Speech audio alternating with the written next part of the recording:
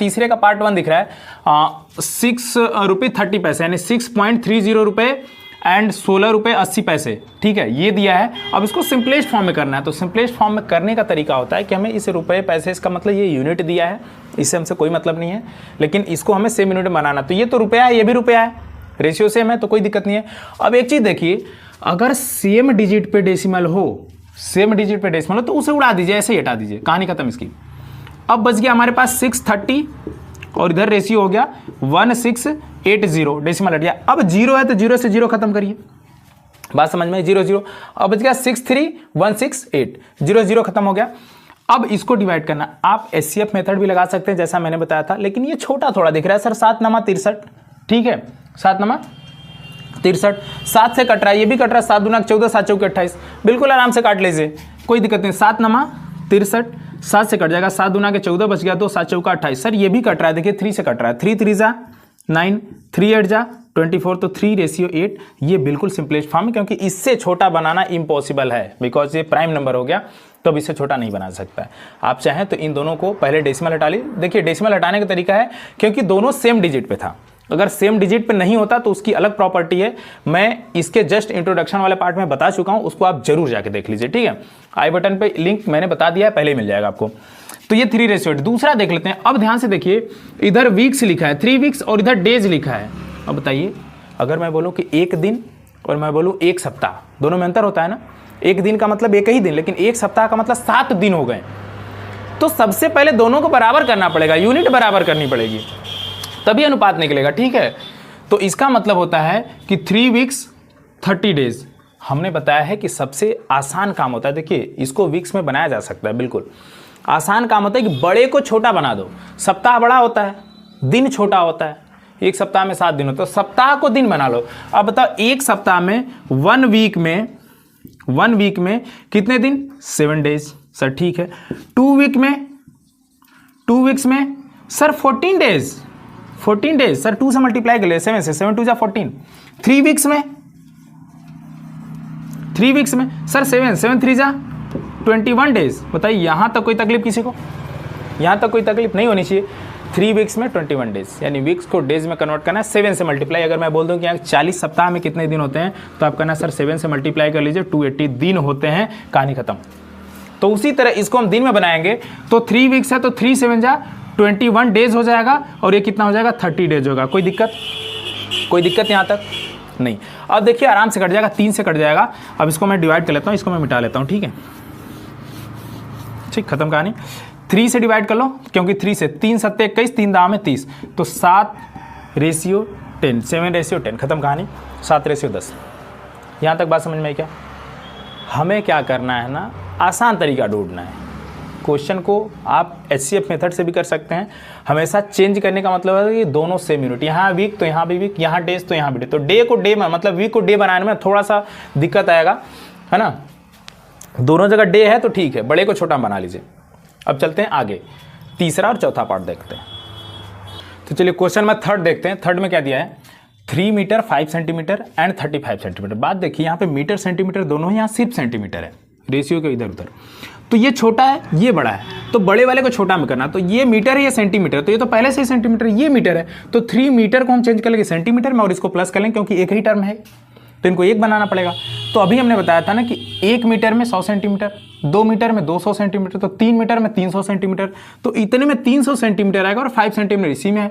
तो 300 + 5 305, कितना हो जाएगा, 305 सेंटीमीटर। अब इसको चेंज करोगे, 3 मीटर 5 सेंटीमीटर, तो 3 मीटर को चेंज करेंगे तो 300 सेंटीमीटर होगा, प्लस ये 5 है तो 5, तो 305 सेंटीमीटर का टोटल बनेगा। तो 305 सेंटीमीटर, ये भी सेंटीमीटर, ये सेंटीमीटर पहले से ही है, तो 35 लिख लेते हैं। यहाँ तक कोई दिक्कत? चलिए सॉल्व करते हैं, ठीक है, सॉल्व करते हैं।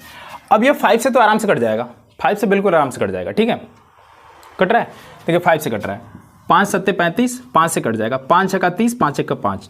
अब देखिए यही आपका सिंपलेस्ट फॉर्म है, क्योंकि इसके बाद ये कटने वाला ही नहीं, क्योंकि 61 क्या हो गया, एक प्राइम नंबर हो गया, और 7 भी हो गया प्राइम नंबर, और इन दोनों के अलावा कोई नहीं कटेगा, तो ये हो गया हमारा आंसर, ठीक है।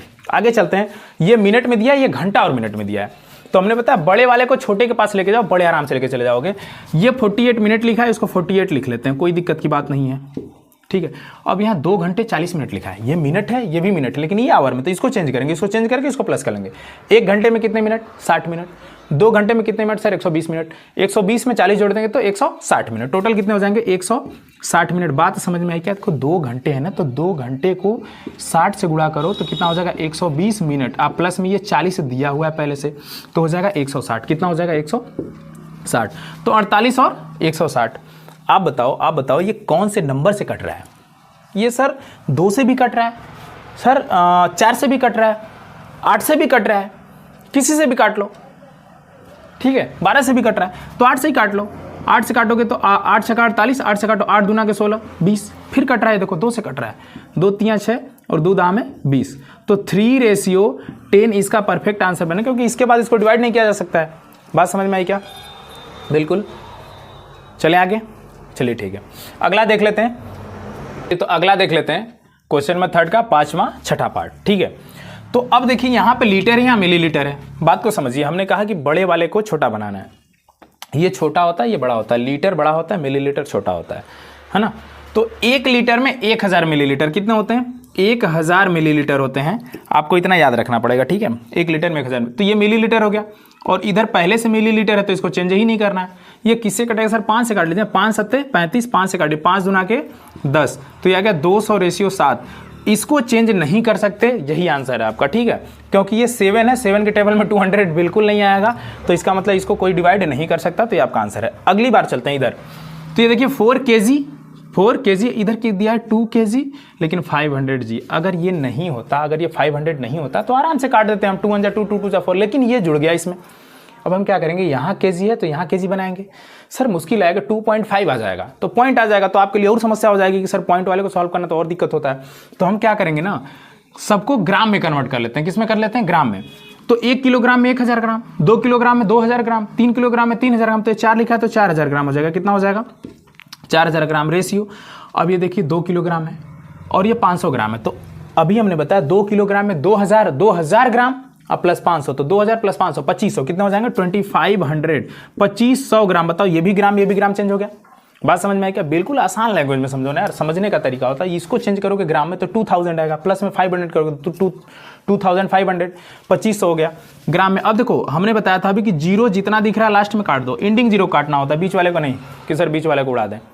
कभी क्वेश्चन आ जाता है ऐसे 305 और इधर रेशियो में आ गया 20, सर इस जीरो से इस जीरो को उड़ाते हैं, बिल्कुल गलती मत करना। एंडिंग जीरो कटता है, ठीक है, बीच वाला नहीं कटेगा। एंडिंग जीरो का मतलब जो लास्ट में लास्ट से कट गया, फिर लास्ट में लास्ट से कट गया।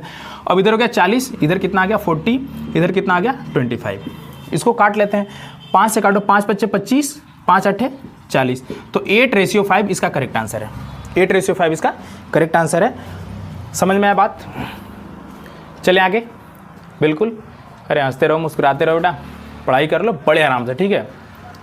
दुनिया में कोई तुम्हारा साथ नहीं देगा तुम्हारे ज्ञान के अलावा, तुम्हारे स्वास्थ्य के अलावा। तो स्वस्थ रहिए और मस्त रहिए और पढ़ाई करिए।